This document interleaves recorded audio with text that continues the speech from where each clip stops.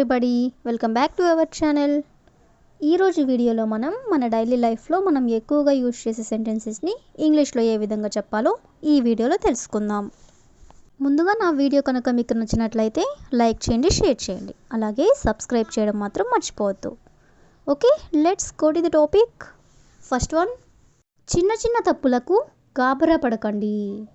చిన్న చిన్న తప్పులకు గాబరా పడకండి అనేదాన్ని ఇంగ్లీష్లో don't panic about little mistakes. Don't panic అంటే గాబరా పడకండి. అబౌట్ లిటిల్ మిస్టేక్స్ అంటే చిన్న చిన్న తప్పులకి. సీ ద నెక్స్ట్ వన్, చిన్న చిన్న సమస్యలకు గాబరా పడకండి.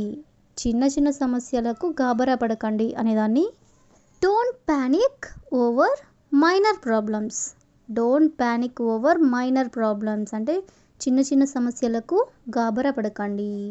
సీ ద నెక్స్ట్ వన్, రోజువారీ సమస్యల గురించి గాబరా పడకండి.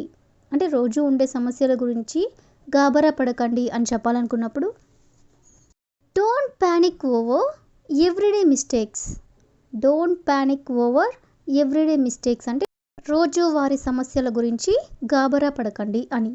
సీ ద నెక్స్ట్ వన్, ఏదైనా తప్పు జరిగితే గాబరా పడకండి. ఏదైనా తప్పు జరిగితే గాబరా పడకండి అనేదాన్ని don't panic if things go wrong. Don't panic అంటే గాబరా పడకండి. ఇఫ్ థింగ్స్ గో రాంగ్ అంటే ఏదైనా తప్పు జరిగితే.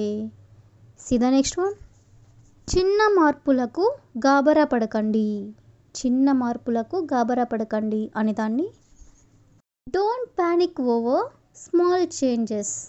Don't panic over small changes అంటే చిన్న మార్పులకి గాబరా పడకండి అని. సీ ద నెక్స్ట్ వన్, మీరు సరిదిద్దగల విషయాల గురించి గాబరా పడకండి. మీరు సరిదిద్దగల విషయాల గురించి గాబరా పడకండి అనేదాన్ని don't panic about things you can fix.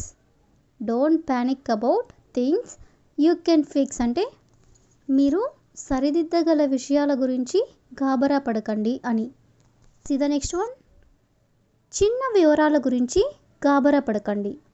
చిన్న వివరాల గురించి గాబరా పడకండి అనేదాన్ని don't panic about tiny details. Don't panic about tiny details అంటే చిన్న వివరాల గురించి గాబరా పడకండి అని. సో ఈ విధంగా మనం గాబరా పడకండి అనే వర్డ్కి సంబంధించిన కొన్ని ఎగ్జాంపుల్స్ అనేవి చూసాం కదా. నెక్స్ట్ వన్ చూడండి, అతను బహిరంగంగా క్షమాపణ చెప్పాడు.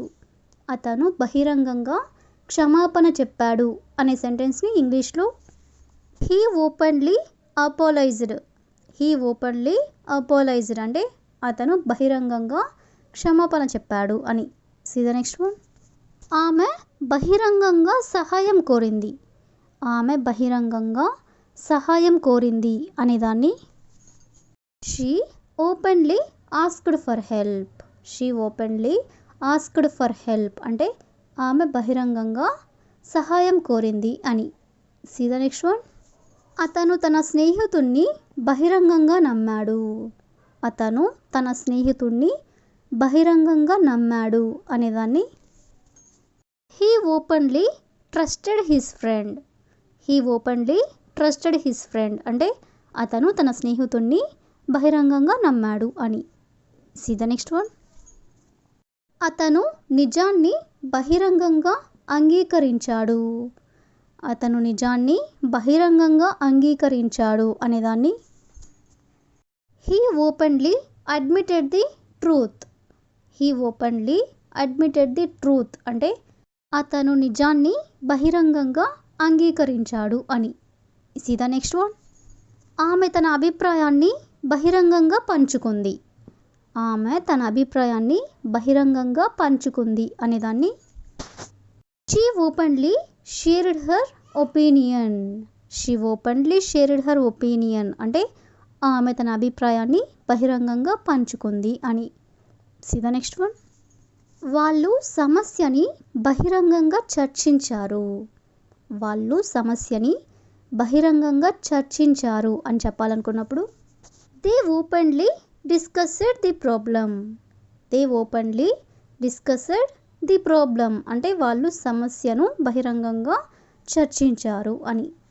సో ఈ విధంగా మనం బహిరంగంగా అనే వర్డ్కి కూడా సంబంధించిన కొన్ని ఎగ్జాంపుల్ సెంటెన్సెస్ అనేవి చూసాం కదా. నెక్స్ట్ వన్ చూడండి. ఈ వెబ్సైట్ నమ్మదగినదిగా కనిపిస్తుంది. ఈ వెబ్సైట్ నమ్మదగినదిగా కనిపిస్తుంది అని చెప్పాలనుకున్నప్పుడు this website seems trustworthy. This website seems trustworthy అంటే ఈ వెబ్సైట్ నమ్మదగినదిగా కనిపిస్తుంది అని. సీదా నెక్స్ట్ వన్. నమ్మదగిన వ్యక్తి వాగ్దానాలను నిలబెట్టుకుంటాడు. నమ్మదగిన వ్యక్తి వాగ్దానాలను నిలబెట్టుకుంటాడు అనేదాన్ని ఏ ట్రస్ట్వర్తీ పర్సన్ కీప్స్ ప్రామిసెస్.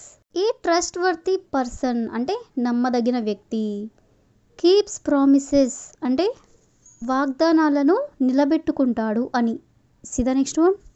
అతను నమ్మదగిన వాడిలా ఉండాలనుకుంటున్నాడు. అతను నమ్మదగిన వాడిలా ఉండాలనుకుంటున్నాడు అనేదాన్ని he wants to be trustworthy. He wants to be trustworthy అంటే అతను నమ్మదగిన వాడిలా ఉండాలనుకుంటున్నాడు. సీదా నెక్స్ట్ వన్. మనకు నమ్మదగిన నాయకుడు కావాలి. మనకు నమ్మదగిన నాయకుడు కావాలి అనేదాన్ని we need a trustworthy leader. We need a trustworthy leader అంటే మనకు నమ్మదగిన నాయకుడు కావాలి అని. సీదా నెక్స్ట్ వన్. అతను నమ్మదగిన స్నేహితుడు. అతను నమ్మదగిన స్నేహితుడు అనేదాన్ని he is a trustworthy friend. He is a trustworthy friend అంటే అతను నమ్మదగిన స్నేహితుడు. సీదా నెక్స్ట్ వన్. వాళ్ళు నమ్మదగిన వ్యక్తిని నియమించారు. వాళ్ళు నమ్మదగిన వ్యక్తిని నియమించారు అనేదాన్ని they hired someone trustworthy. They hired అంటే వాళ్ళు నియమించారు. సమ్వన్ ట్రస్ట్వర్తీ అంటే నమ్మదగిన వ్యక్తిని. సీదా లాస్ట్ వన్. నేను ఆమెను నమ్మదగినదిగా భావిస్తున్నాను. నేను ఆమెను నమ్మదగినదిగా భావిస్తున్నాను అనేదాన్ని I find her trustworthy. I find her trustworthy అంటే నేను ఆమెని నమ్మదగినదిగా భావిస్తున్నాను అని. సో ఈ విధంగా మనం నమ్మదగిన అనే వర్డ్కి సంబంధించిన కొన్ని ఎగ్జాంపుల్ సెంటెన్సెస్ అనేవి చూసాం కదా. So that's all for today. I hope you all like this video. Thank you for watching.